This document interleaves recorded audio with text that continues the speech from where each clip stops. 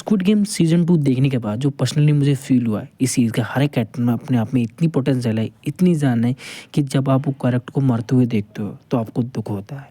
हर game शुरू होने के बाद आपकी कान फटती है कि भाई अब कौन मरेगा? और पता है ऐसा आपको डर क्यों लगता है? क्योंकि आप हर कैरेक्टर के साथ अटैच हो जाते हो। आपका उनके साथ एक कनेक्शन बन जाता है। एंड पता है जब आप इस सीरीज़ को देखना स्टार्ट करोगे तो आपको कैरेक्टर की इनसिक्योरिटी रहती है। लेकिन पता है इससे बुरा क्या है? वो है एक माँ और बेटे का इस गेम में होना, एक ऐसे दोस्त का इस गेम में होना जिनके साथ कभी आप स्कूल जाया करते थे, वक्त बिताया करते थे, जिसने हमेशा आपका साथ दिया। अगर वो इस गेम में हो तो उससे बुरा क्या होगा? अपने प्यार को इस गेम में देखना, क्योंकि पता नहीं एक माँ अपने बेटे को कब मरते हो, क्योंकि पता नहीं कि कब एक माँ अपने बेटे को मरते हुआ देखे या फिर इसके उल्टा एक बेटा अपनी माँ को मरता हुआ देखे, एक दोस्त दोस्त को मरता हुआ और वहीं आप अपने प्यार को मरते हुए देखो।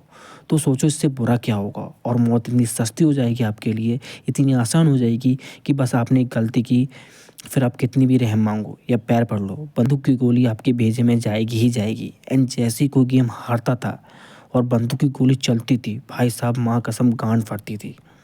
क्योंकि सोचने में ही रूह काँप जाती है कि अगर हम इस गेम में होते तो हम यहाँ कितनी देर ही टिक पाते, हम कब मर जाते इसका हमें पता भी नहीं चलता। क्योंकि जहाँ अगर लाइफ की बात की जाए तो लाइफ में भी हम बहुत जगह टिक नहीं पाते हैं। और अगर मैं सच बोलूँ, हम इस दुनिया में है भी कुछ नहीं, हमारा कोई वजूद नहीं है, कोई हमारी बात नहीं सुनता, कोई हमें पहचानता नहीं है और ना ही कोई हमें सीरियस लेता है। और ऐसी दुनिया में देखा जाए तो आज का ज़माना ऐसा हो गया है कि धोखा भी पता नहीं कब मिल जाए, कौन कब बदल जाए ये भी नहीं पता, जिसके बाद तो वैसे भी जीने का मन नहीं करता।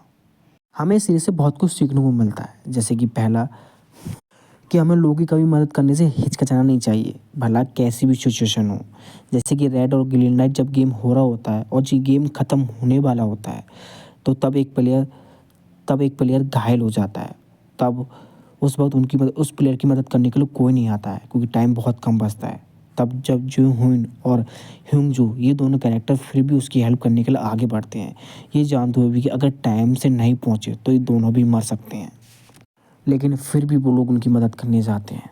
दूसरा जो हम इस सीरीज़ से सीख सकते हैं कि अगर आप किसी के लिए कुछ कर सकते हो तो ज़रूर कीजिए। जैसे कि यूंग सिंह की मॉम एक प्रेग्नेंट लड़की को खाना देती हैं, ये जानते हुए कि उन्हें पूरा दिन भूखा रहना पड़ेगा, उन्हें पूरे दिन खाना नहीं मिलेगा। और अगर देखा जाए तो वैसे भी उस प्रेग्नेंट लड़की को ज़्यादा ज़रूरत थी उस खाने की। तीसरा जो हम इस सीरीज़ से सीख सकते हैं कि हमें लोगों की सफलता पे ऐसे चीयर्स करना चाहिए जैसे कि वो आपकी खुद की सक्सेस हो, जैसे वो सफलता आपको मिलने वाली हो। क्योंकि जब दूसरे गेम में सभी प्लेयर्स 5 की टीम बनाकर गेम खेलना होता है, तब खेलने वाले टीम के लिए प्लेयर्स चीयर्स करती है, क्योंकि उन्हें पता है कि वो उनकी जान नहीं बचा सकते हैं लेकिन किसी को हौसला भी दे सकते हैं। चौथा, लोगों को हमेशा सपोर्ट करो, उन्हें ब्लेम देने के बजाय। क्योंकि जहाँ दूसरे गेम में सब लोग अपनी टीम के प्लेयर्स को ब्लेम दे रहे थे, वहीं जो उनकी टीम उन्हें ब्लेम देने के बजाय सपोर्ट कर रही थी। पाँचवां जो आप इस गेम से सीख सकते हो, आप हमेशा वहाँ अवेलेबल रहो जहाँ पर उन्हें आपकी सबसे ज़्यादा ज़रूरत है।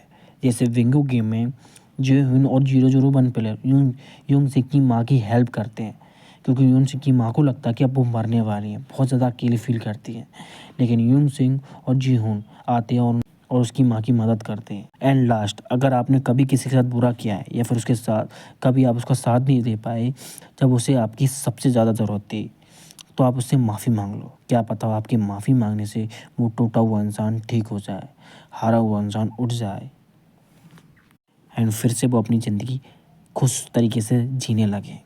तो ये थॉट है मेरे स्क्विड गेम को लेकर, जो आपको वजह देते हैं कि आपको स्क्विड गेम क्यों देखनी चाहिए। खैर मुझे बताना आपको वीडियो कैसे लगी और मिलता हूँ आपको अगली वीडियो में, तब तक के लिए बाय।